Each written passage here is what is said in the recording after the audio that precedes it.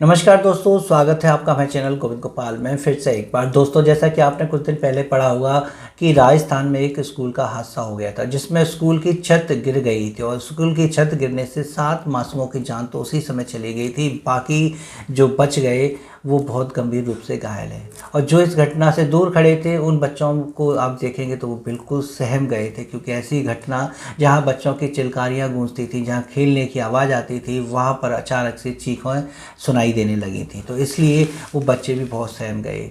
जैसे तैसे ग्रामीण जनों ने, अभिभावकों ने वहाँ पर आके मलबे से बच्चों को निकाला। कुछ तो ऑन द स्पॉट ही जो है ख़त्म हो गए, कुछ बच्चे बहुत गंभीर रूप से घायल हो गए, उनको अस्पताल भेजा गया। इससे शिक्षा विभाग में तो हड़कंप मच ही गया, साथ ही साथ प्रशासनिक विभाग भी सकते में आ गया। उसने भी जो है इस पर कठोर कार्रवाई करते हुए दिशा निर्देश दे दिए हैं। कम जो आरोपी हैं या जो जिम्मेदार व्यक्ति हैं उनके खिलाफ कठोर कार्रवाई की जाएगी। लेकिन सवाल यही आता है कि कार्रवाई किस पर होगी। यहाँ शिक्षक भी जिम्मेदार होते हैं और बिल्डिंग बनाने वाला भी जिम्मेदार होता है, साथ के साथ प्रशासनिक स्तर पर भी कुछ कमियाँ सामने आ जाती हैं। हम बात करें कि शिक्षकों को लेके कि शिक्षक इससे कैसे जो है जिम्मेदार माने जाते हैं, क्योंकि शिक्षक अगर ये जानता है कि उसके विद्यालय की बिल्डिंग जर्जर है तो उसको लिखित रूप से हमेशा अधिकारियों को सूचना देते रहना चाहिए। अगर शिक्षक लगातार ये सूचनाएं अपने अधिकारियों को देंगे तो जल्द ही निश्चित ही उसको मरम्मत के लिए या तो धनराशि प्रेषित की जाएगी या नवीन जो भवन के लिए पैसा आ सकता है, या उसको क्षतिग्रस्त दर्शाते हुए उसको जो है दुरुस्त कराया जा सकता है। लेकिन जिम्मेदारी शिक्षक की सबसे ज़्यादा बनती है कि अगर स्कूल की बिल्डिंग इस तरीके से है तो वो उसमें बच्चों को ना बिठाए। आपदा वाली स्थिति का मामला अलग हो सकता है, जैसे भूकंप आते हैं, वो आते हैं, उस समय बातें अलग हैं। लेकिन अगर आपको दिख रहा है कि विद्यालय की छत जो है टपक रही है या उसका प्लास्टर टूट रहा है या गिर रहा है, तो ऐसी स्थिति में बच्चों को वहाँ नहीं बिठाना चाहिए। ऐसा ही एक और मामला सामने आया था जहाँ पर छत का प्लास्टर गिरने से बच्चे घायल हो गए थे। वहाँ भी यही मामला था कि वो जर्जर बिल्डिंग नहीं थी और फिर भी उसको जो है नहीं दिखाया गया। तो ऐसी कुछ ना कुछ कमियां रह जाती हैं जिसकी वजह से शिक्षा विभाग को जो है अन्य समाज इस निगाह से देखता है। यही वजह होती है कि सरकारी विद्यालयों में बच्चों को पढ़ाने के लिए अभिभावकों का मन नहीं करता। शायद और भी वजह होंगी, लेकिन फ़िलहाल यहाँ हम यही बताने आए हैं कि आप ध्यान रखिए कि केंद्रीय शिक्षा मंत्रालय ने इस घटना के बाद सभी स्कूलों के निरीक्षण के आदेश दे दिए हैं, जिनके भवनों का अब निरीक्षण किया जाएगा और हर भवन का होगा। सभी राज्यों के सभी परिषदीय, एडेड स्कूल और यहाँ तक कि निजी स्कूलों का भी जो है निरीक्षण किया जाएगा। इसमें 2021 में जारी सुरक्षा और संरक्षा के जो दिशा निर्देश हैं उनको भी ध्यान में रखा जाएगा और 2016 में जो नेशनल यानी राष्ट्रीय आपदा प्रबंधन के जो दिशा निर्देश हैं उनको भी ध्यान में रखा जाएगा, जिसके अंतर्गत भवन आपके मजबूत होने चाहिए, भूकंप रोधी होने चाहिए, स्कूलों में अग्निशमन यंत्र होने चाहिए और भी कई सुरक्षा के मानक हैं, वो सारे मानक पूरे होने चाहिए। तब आपके विद्यालय का निरीक्षण सही माना जाएगा, अन्यथा कोई ना कोई कमी जरूर निकलेगी। तो अब आगे 1 या 2 महीने में निश्चित तौर पर आपके विद्यालय का निरीक्षण होने वाला है, आपकी बिल्डिंग का, स्कूल का। और ये जो है कोई भी ब्लॉक स्तर से हो सकता है, क्योंकि दिशा निर्देश सभी राज्यों को मिले हैं।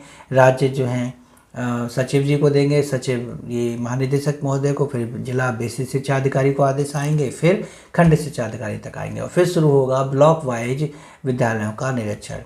तो ये कार्य होने में थोड़ा सा समय अभी लग सकता है, 1-2 महीने लग जाएं, लेकिन उससे भी जल्दी कार्य कराने के लिए शिक्षा मंत्रालय ने अभिभावकों से और गांव के जो लोग हैं उनसे ये अनुरोध किया है कि वो भी इसमें जो है सहयोग दें।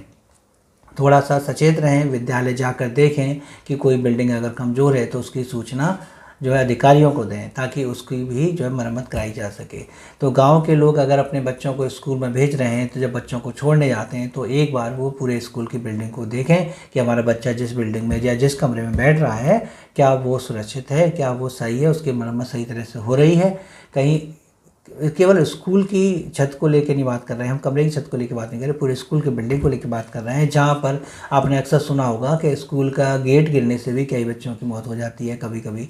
तो आप सभी चीज़ों का निरीक्षण कीजिए। स्कूल का गेट मजबूत है या नहीं, बाउंड्री वॉल सही है नहीं, कहीं से बाउंड्री वॉल जर्जर तो नहीं हो रही, गिरने की अवस्था तो नहीं हो रही, क्योंकि खेलते हुए बच्चे बाउंड्री वॉल के पास हों तो वहाँ भी दुर्घटना हो सकती है। तो ये सारा चीज़ जो है निरीक्षण का, ये अभिभावक भी कर सकते हैं, गाँव के लोग भी कर सकते हैं, और अध्यापकों के संग मिल के एक लिखित में जो है प्रार्थना पत्र उच्च अधिकारी तक पहुँचा सकते हैं। तो शिक्षा मंत्रालय ने ये विशेष गुजारिश की है कि अभिभावक और ग्रामीण जन इसको ये कार्य तुरंत भी कर सकते हैं। वैसे विभाग ही अपनी जांच बैठाएगा, सारी जो है जांच होंगी कि ये छत कैसे गिरी, क्यों गिरी, और ऐसे ही मानकों के संग अन्य विद्यालयों का भी निरीक्षण किया जाएगा। और अगली अपडेट में हम आपको बताना चाहेंगे कि अब बेसिक के शिक्षकों का आईआईटी जो है प्रशिक्षण कराएगी। जी हाँ, बेसिक के शिक्षक जो जूनियर में है, 6 से 8 तक के बच्चों को, जैसा कि आप जानते हैं 6 से 8 तक के बच्चों के लिए अब डिजिटल साक्षरता, डिकोडिंग और आर्टिफिशियल इंटेलिजेंस को लेके पढ़ाई करानी है। ये निश्चित है, ये अब सिलेबस में आ गया है, तो शिक्षक भी इससे अपडेटेड होने चाहिए। शिक्षकों को अपडेटेड करने के लिए अब उनको आईआईटी के द्वारा प्रशिक्षण कराया जाएगा, लेकिन शिक्षकों को जो प्रशिक्षण कराया जाएगा वो आईआईटी कानपुर के द्वारा कराया जाएगा, और इसमें डाइट प्राचार्य भी शामिल हैं, डाइट प्रवक्ता भी शामिल हैं, जिनको प्रशिक्षण आईआईएम अहमदाबाद से कराया जाएगा। प्रशिक्षण केंद्र अलग हैं, लेकिन शिक्षकों को इस आईआईटी कानपुर से कराया जाएगा, जिसके लिए हर जिले से 10 शिक्षकों को लिया जाएगा। कुल मिला के 750 शिक्षकों को ये ट्रेनिंग दी जाएगी एज ए मास्टर ट्रेनर। फिर वो अपने ज़िले में जाके सभी शिक्षकों को इसकी ट्रेनिंग देंगे, क्योंकि डिजिटल साक्षरता इस समय बहुत ज़्यादा ज़रूरी है। डिकोडिंग और आर्टिफिशियल इंटेलिजेंस को लेके बच्चों को सिखाना भी इसलिए ज़रूरी हो गया है कि वो भविष्य में तकनीकी का सही इस्तेमाल कर सकें और उससे जो है परिचित हो सके।